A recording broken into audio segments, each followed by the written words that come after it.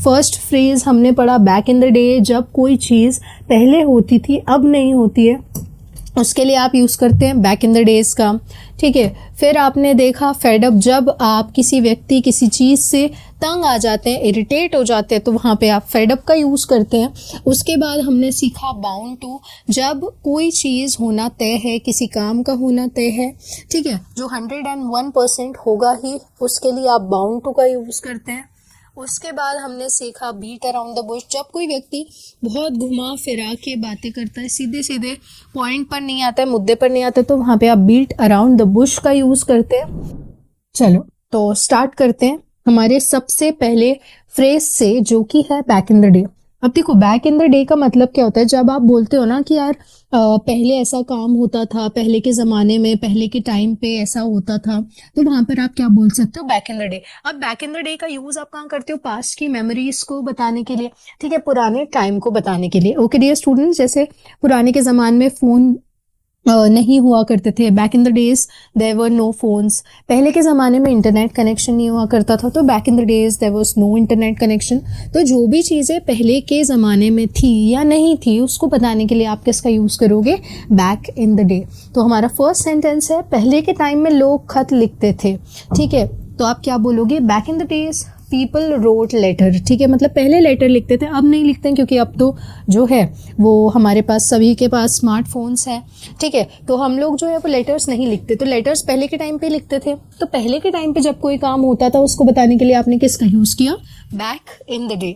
Okay, next sentence है, पहले ज़िंदगी सिंपल होती थी, back in the day life was simpler, ठीक है, मतलब अभी क्या हो गया कि अभी लाइफ इतनी आसान नहीं है, ठीक है, पहले बहुत आसान हुआ करती थी, अब इतनी आसान नहीं है life. Now you have to make efforts if you want to achieve something, तो आपको बहुत मेहनत करनी पड़ती है, एफर्ट्स करने पड़ते हैं, ठीक है, क्योंकि अभी कंपटीशन बहुत है, तो इसीलिए आज के टाइम पे लाइफ जो है वो सिंपल नहीं है। नेक्स्ट है, पहले हम बाहर खेला करते थे, अब नहीं खेलते, मतलब पहले के ज़माने में हम लोग बाहर खेलते थे, तो back in the day we played outside, ठीक है। पहले फ़ोन्स कॉमन नहीं थे, जैसा कि अभी मैंने आपको बताया कि पहले फ़ोन्स नहीं थे, कॉमन नहीं थे, तो आप क्या बोलोगे, back in the day phone weren't common, were not common, ठीक है, वरंट मीन्स वर नॉट, ये कॉन्ट्रैक्शन है किसका, वर नॉट का, ठीक है। पहले टीचर्स ज़्यादा स्ट्रिक्ट होते थे, अब तो आपको पता ही है, अब के ज़माने में nowadays teachers are not strict. देखो अगर आप अभी की बात करना चाहते हो, ठीक है, आजकल, तो आप वहाँ पर किसका यूज़ करोगे, नाउ डेज, पर जब आप पहले के ज़माने की बात करोगे तो वहाँ पर आप किसका यूज़ करोगे, बैक इन द डेज, ठीक है। तो back in the days teacher were strict, मतलब पहले जो है वो टीचर्स स्ट्रिक्ट होते थे। अब अगर मुझे बोलना है कि अब आजकल टीचर्स स्ट्रिक्ट नहीं होते, तो आप क्या बोलोगे, nowadays teachers are not strict, मतलब पहले होते थे, back in the days teacher were strict, और आजकल टीचर स्ट्रिक्ट नहीं है, तो nowadays teachers are not strict. Understood. Back in the day का यूज़ कहाँ करना है, जब आप पुराने ज़माने की बात कर रहे हो, पहले के ज़माने की बात कर रहे हो कि पहले ऐसा काम होता था, पास्ट के मेमोरीज बता रहे हो कि पहले ऐसा होता था अब नहीं होता है, तो आप किसका यूज़ करोगे, बैक इन द डेज का, ठीक है। और अगर आपको ये बताने कि आजकल ऐसा काम होता है, आजकल ऐसा हो रहा है, तो उसको बताने के लिए आप किसका यूज़ करोगे, नाउ और डेज। अंडरस्टूड। नेक्स्ट है हमारा फेडअप। फेडअप का मतलब क्या होता है, जब आप किसी इंसान से, किसी की कोई आदत से, किसी भी चीज़ से जब आप पूरी तरीके से इरिटेट हो जाते हो, तंग हो जाते हो, तो वहाँ पर आप फेडअप का यूज़ करते हो, ठीक है। जैसे अगर मुझे बोलना है कि मैं तुम्हारे नखरों से तंग आ गई हूँ, तो आप क्या बोलोगे, I am fed up with your tantrums. नखरों को आप क्या बोलते हैं, टैंट्रम्स। तो टैंट्रम्स का मतलब क्या होता है कि मैं तुम्हारे नखरों से तंग आ गई हूँ, तो आप वहां पर बोल सकते हैं I am fed up with your tantrums. मैं इस रूटीन से तंग आ चुका हूँ, I am fed up with this routine, मतलब इरिटेट हो चुका हूँ, तो वहां पे आप क्या बोलोगे, फेड अप। वो वेट करते करते थक चुकी है, she is fed up with waiting, ठीक है। वो शोर से तंग आ गया, he got fade up with the noise. मैं नकली लोगों से तंग आ गया हूँ, I am fed up with fake people. जो आज के टाइम पे मतलब फेक लोग होते हैं ना, कि दिखते कुछ और है, एक्चुअल में होते कुछ और है ना, तो उनको आप कह सकते हो फेक पीपल, झूठे लोग, है ना। नेक्स्ट है, वो लगातार प्रॉब्लम से परेशान हो गए हैं, they are fed up with constant problems. तो जब भी आप किसी चीज़ से, किसी इंसान से, किसी भी तरह से तंग आ चुके हैं, तो वहाँ पर आप कह सकते हो fed up. Okay, next structures देखते हैं हमारे। तो इसके बाद है बाउंड टू, जब कोई चीज़ का होना तय है, फिक्स है, पूरे चांसेस हैं, स्ट्रॉन्ग पॉसिबिलिटी है, तो वहाँ पे आप किसका यूज़ करते हो, बाउंड टू का। तो वो ज़रूर सफल होगा, he is bound to succeed, ठीक है, मतलब उसका सफल होना तय है, उसको कोई नहीं चेंज कर सकता, तो आप क्या बोलोगे, he is bound to succeed. ये प्लान फेल होने वाला है, जब आपको श्योरिटी है कि यार ये प्लान तो फेल होने ही वाला है, ठीक है, इसमें कुछ ऐसा लग नहीं रहा है कि ये प्लान हमारा वर्क करेगा, सक्सेस होगा, ठीक है, तो वहाँ पे आप बोल सकते हो this plan is bound to fail. वो लेट होने वाली है, she is bound to be late, ठीक है। मेहनत का रिजल्ट ज़रूर मिलता है, आप ऐसा बोलते हो ना कि हार्डवर्क का रिजल्ट ज़रूर मिलता है, तो आप क्या बोलोगे, हार्डवर्क इज़ बाउंड टू पे ऑफ, ठीक है। जल्दी करोगे तो गलती होना पक्का है, निश्चित है। If you rush you are bound to make mistakes. तो जब भी आपको बोलना है कि कोई काम होना तय है, ठीक है, बिल्कुल पॉसिबिलिटी है कि वो काम होगा ही, ठीक है, तो वहाँ पे आप यूज़ करते हो बाउंड टू का। ओके, नेक्स्ट है बीट अराउंड द बुश। जब कोई व्यक्ति सीधी सीधी बात ना करके बातें घुमा फिरा के बोलता है, तो वहाँ पे आप बोल सकते हो बीट अराउंड द बुश, ठीक है। जैसे अगर मुझे बोलना है कि आप जवाब देने के बजाय बातें क्यों घुमा रहे हो, तो आप क्या बोलोगे, इंस्टेड ऑफ आंसरिंग और instead of replying why are you beating around the bush. मतलब जो भी बातें क्लियर बोलो ना, जैसे बहुत लोग होते हैं ना सीधी बात नहीं बोलते हैं बट बहुत घुमा फिरा के बोलते हैं, तो वहाँ पे आप यूज़ कर सकते हो इस फ्रेज का बीट अराउंड द बुश, ठीक है। मतलब सीधी बात ना करके घुमा फिरा के बोलना, तो घुमा फिरा कर बात मत करो, तो आप क्या बोलोगे, stop beating around the bush. सीधी सीधी बात बोलो, ज़्यादा घुमाओ मत, सीधा बोलो घुमाओ मत। Don't beat around the bush, be clear. सीधा बोलो मतलब बी क्लियर, वो हमेशा बातें घुमाता है, he always beat around the bush, ठीक है। तुम बात को घुमा क्यों रहे हो, why are you beating around the bush, ठीक है। तो जब भी आपको लगता है ना कि कोई व्यक्ति बातें घुमा रहा है, ठीक है, अगर मुझे बोलना है कि वो सच नहीं बताना चाहती है इसलिए वो बातें घुमा रही है, she does not want to tell the truth, that's why she is beating around the bush. मतलब वो सच नहीं बताना चाहती इसलिए क्या कर रही है, बातें घुमा रही है। तो बातें घुमाना in simple language you can say beat around the bush. अब बातें घुमाना बंद करो, let's not beat around the bush any more, ठीक है। अब बातें घुमाना बंद करो कि मतलब जो भी है अब क्लियर कर दो, बातें मत घुमाओ। तो वहाँ पे आप सीधा ये इंग्लिश में बोल सकते हैं, let's not beat around the bush any more. इसका ये भी मतलब है कि चलो अब ज़्यादा बातें नहीं घुमाते हैं, ठीक है। नेक्स्ट फ्रेज है हमारा, इट्स नॉट वर्थवाइल।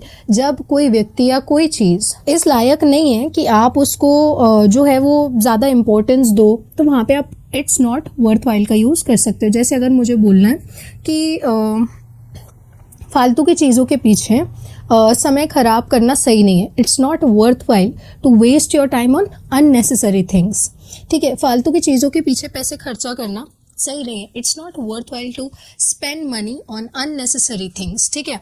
तो जब कोई चीज़ सही नहीं है, ठीक है, यूज़फुल नहीं है, जिसकी कोई वर्थ नहीं है, ठीक है, इम्पोर्टेंस नहीं है, तो वहाँ पर आप इस फ्रेज का यूज़ कर सकते हो, इट्स नॉट वर्थवाइल, ठीक है। और आगे आप टू लगा के भी जो है वो वर्ब लगा सकते हो, और नहीं तो आप डायरेक्ट ING लगा सकते हो। जैसे उससे बहस करना वर्थ नहीं है, ठीक है, कोई फ़ायदा नहीं है उससे बहस करने का, it's not worthwhile arguing with him.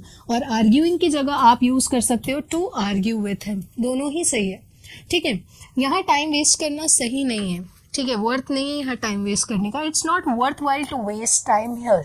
To waste की जगह आप वेस्टिंग भी लिख सकते हैं।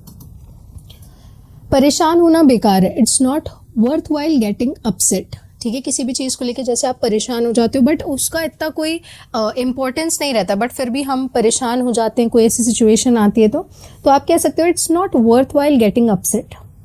टॉक्सिक लोगों के पीछे जाना वर्थ नहीं है, तो आप कह सकते हो it's not worthwhile chasing the toxic people. मतलब ऐसे लोग जो कि आपके लिए सही नहीं हो, सब कुछ समझाना ज़रूरी नहीं है, it's not worthwhile to explain everything. जैसे आप ऐसे बोलते हो ना कि यार हर बात में एक्सप्लेनेशन देना ज़रूरी नहीं है, या मैं हर बात समझाना ज़रूरी नहीं समझता, तो आप वहाँ पे ऐसा बोल सकते हो, it's not worthwhile to explain everything. Next is devoid of. जब किसी में किसी चीज़ की कमी हो, ठीक है, या किसी के पास किसी चीज़ की कमी हो, तो वहाँ पर आप डिवॉइड ऑफ का जो है वो यूज़ कर सकते हैं, ठीक है।